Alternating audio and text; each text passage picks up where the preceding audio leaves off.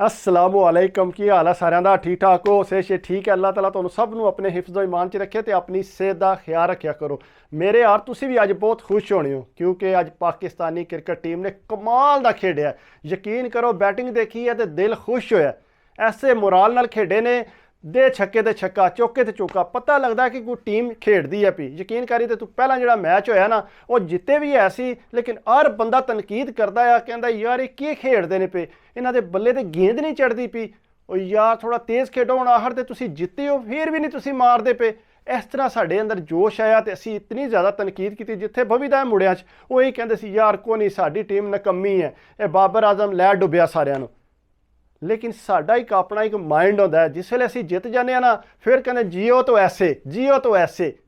लेकिन तुसी ये देखो पाकिस्तानी टीम जी है ना किसी ने भी इत्थे जित कर सकती है क्योंकि उन्होंने इन्ना मोराल है ना यकदम जिस टाइम आउंदा तो हर शह नूं बहा के लै जाती है। तूफान आंधी तो वध ने पाकिस्तानी टीम। यकीन करो मैनूं इन्नी खुशी हुई अज तुसी देखिया शादाब खान ने कितनी प्यारी बैटिंग की है दे छक्के ते छक्का दे चौके ते चौका।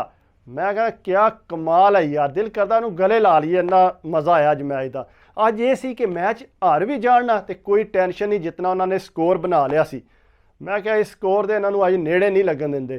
फिर उस तो बाद जिसले बॉलिंग कराई है बॉलिंग क्या कमाल की बॉलिंग कराई है। यकीन करो मेरे हार तुहाडा भी दिल खुश हो गया होना है कि कैसे कमाल का खेडे ने। लेकिन तुसी ये देखो इंडिया ने कितनी कोशिश की है। पहला साउथ अफ्रीका को आपू हरिया बड़े आराम नाल प्यार नाल खेड के वाला शायद पाकिस्तान अगे ना आवे। अगू जिम्बाब्वे ने पाकिस्तान हरा दिता असी आंदे ओ लै मर गए ओ पाकिस्तानी टीम के पी करती है। लेकिन एक क्रिकेट है किसी टाइम ही किसी का मोराल डाउन हो जाता है अप हो जाता है ये सारी माइंड गेम होंदी है। तुहानूं पता पाकिस्तान ने जिहड़ा खेडिया ना हुण इस टाइम ICC भी जिहड़ी कह रही है कि पाकिस्तान हो सकता सैमी फाइनल च आ जाए हो नहीं सकता क्योंकि इस टाइम पाकिस्तान का रन रेट तो साउथ अफ्रीका का रन रेट बराबर है। तो अगर इंडिया हार जाता मैच तो पाकिस्तान जिहड़ा है 100% अगे आ जाएगा तो साउथ अफ्रीका भी हार जाता है तो भी पाकिस्तान अगे आ जाता। लेकिन इस टाइम जो 3 मैच एतवार नूं होने ने ना ये हर चीज़ जी खुल के सामने आ जानी है। लेकिन सारे तू गल पता कि मैनूं पसंद नहीं आई जिहड़ा पहला साउथ अफ्रीका का मैच है ठीक है ओके हो गया उस तो बाद पाकिस्तान का मैच है तो आखिर तो इंडिया का मैच है। इस तरह यह है कि इंडिया नूं अपने रन रेट का पता लग जाएगा कि असी कितना स्कोर बनाना है किस तरह बनाना है किस तरह बैटिंग करनी है इस तरह साड़ी एवरेज ठीक होगी।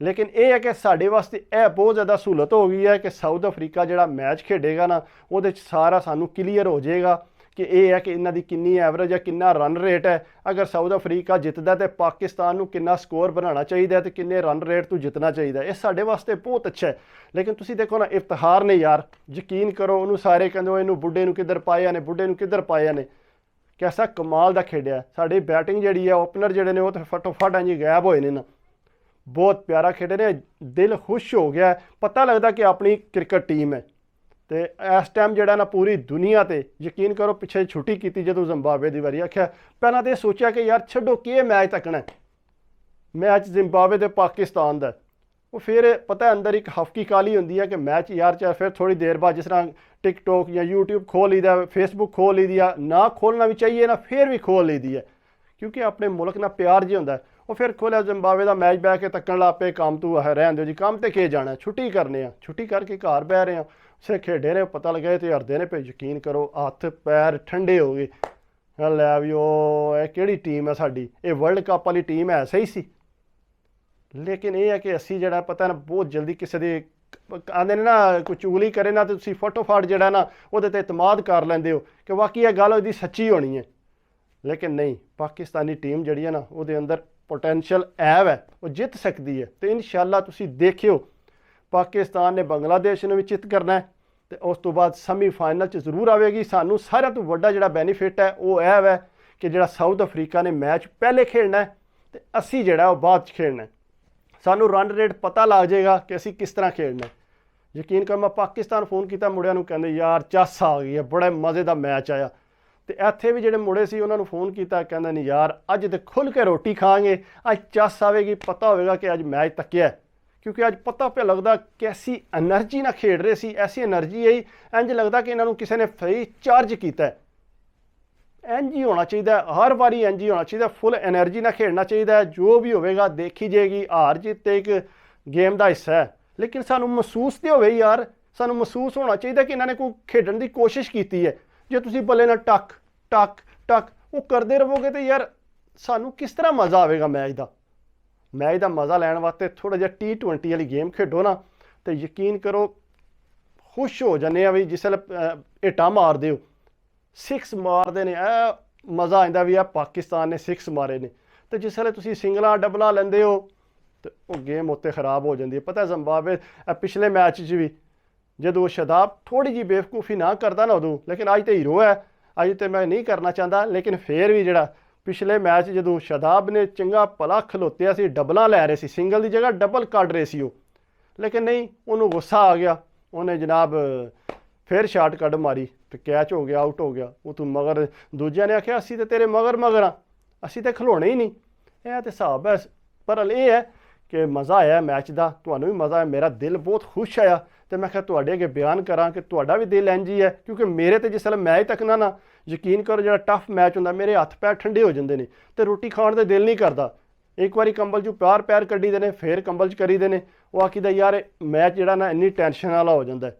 ਤੇ ਇਸ ਵਾਸਤੇ ਟੀਮ ਸਾਡੀ ਜਿਹੜੀ ਹੈ ਟਫ ਹੈ, ਤੇ ਅੱਲਾ ਕਰੇ ਕਿ ਇਸ ਟਾਈਮ ਸੈਮੀਫਾਈਨਲ 'ਚ ਜਾਏ ਤੇ ਫਾਈਨਲ 'ਚ ਕੱਪ ਲੈ ਕੇ ਆਵੇ। ਪਤਾ ਲੱਗੇ ਪੂਰੀ ਦੁਨੀਆ ਨੂੰ ਕਿ ਇਹਨਾਂ ਨੇ ਪਿੱਛਾ ਕਰਨ ਦੀ ਕੋਸ਼ਿਸ਼ ਕੀਤੀ ਹੈ। ਕੋਹਲੀ ਕਹਿੰਦਾ ਨੋ ਬਾਲ ਤੇ ਅੰਪਾਇਰ ਕਹਿੰਦਾ ਨੋ ਬਾਲ।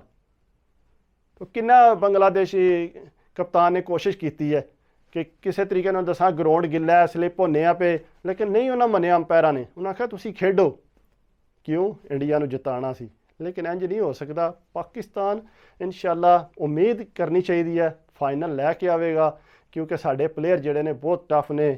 ਆਰਐਸ ਰਾਓ, ਸ਼ਾਹੀਨ ਅਫਰੀਦੀ, ਵਸੀਮ, ਨਸੀਮ ਸ਼ਾਹ, कैसे टॉप ਦੇ ਬਾਲਰ ਨੇ। ਤਾਂ ਸਾਰਿਆਂ ਤੋਂ ਕਮਾਲ ਦੀਆਂ ਜਿਹੜੀਆਂ ਅੱਜ ਲੀਆਂ ਨੇ ਨਾ ਸ਼ਾਦਾਬ ਨੇ ਵਿਕਟਾਂ, ਬੜੀ ਮਜ਼ਾ ਆਇਆ। ਯਕੀਨ ਕਰੋ ਅੱਜ ਦਿਲ ਖੁਸ਼ ਹੋ ਗਿਆ ਕਿ ਕਿਆ ਕਮਾਲ ਦੀ ਬੋਲਿੰਗ ਕੀਤੀ ਉਹਨੇ, ਬੈਟਿੰਗ ਦੇ ਨਾਲ ਬੋਲਿੰਗ ਵੀ ਕਰ ਗਿਆ, ਹੀਰੋ ਬਣ ਗਿਆ ਅੱਜ। ਤੇ ਬਹੁਤ ਮਜ਼ਾ ਆਇਆ। ਤੁਹਾਨੂੰ ਵੀ ਮਜ਼ਾ ਉਮੀਦ ਆਇਆ ਹੋਣਾ। ਤੇ ਇਸ ਵਾਸਤੇ ਮੇਰੀ ਵੀਡੀਓ ਅਗਰ ਅੱਛੀ ਲੱਗੇ, ਮੈਂ ਆਪਣੇ ਦਿਲ 'ਚ ਜਿਹੜੀ ਮੇਰੇ ਫੀਲਿੰਗ ਸੀ ਉਹ ਮੈਂ ਤੁਹਾਡੇ ਨਾਲ ਬਿਆਨ ਕੀਤੀ ਹੈ। ਅਗਰ ਮੇਰੀ ਵੀਡੀਓ ਅੱਛੀ ਲੱਗੀ ਹੋਵੇ ਤਾਂ ਪਲੀਜ਼ ਇਹਨੂੰ ਲਾਈਕ ਕਰਿਆ ਕਰੋ, ਕਮੈਂਟਸ ਕਰਿਆ ਕਰੋ, ਸਬਸਕ੍ਰਾਈਬ ਕਰਦੇ ਹੋ ਤੇ ਦਿਲ ਖੁਸ਼ ਹੁੰਦਾ ਕਹਿੰਦੇ ਯਾਰ ਮੇਰੇ ਭਰਾ ਮੈਨੂੰ ਸਪੋਰਟ ਕਰ ਰਹੇ ਨੇ। ਇਸ ਵਾਸਤੇ ਮੈਨੂੰ ਸਪੋਰਟ ਕਰਿਆ ਕਰੋ। ਕ੍ਰਿਕਟ 'ਚ ਜੋ ਮੈਨੂੰ ਅੱਛਾ ਲੱਗਿਆ ਮੈਂ ਤੁਹਾਡੇ ਅੱਗੇ ਸ਼ੇਅਰ ਕੀਤਾ, ਬਿਆਨ ਕੀਤਾ। ਇਸ ਵਾਸਤੇ ਪਲੀਜ਼ ਆਪਣਾ ਖਿਆਲ ਰੱਖਿਓ, ਦੁਆਵਾਂ 'ਚ ਯਾਦ ਰੱਖਿਓ। ਇਨਸ਼ਾਅੱਲਾ ਪਾਕਿਸਤਾਨ T20 ਵਰਲਡ ਕੱਪ ਲੈ ਕੇ ਆਵੇਗਾ। ਅੱਲਾ ਹਾਫਿਜ਼।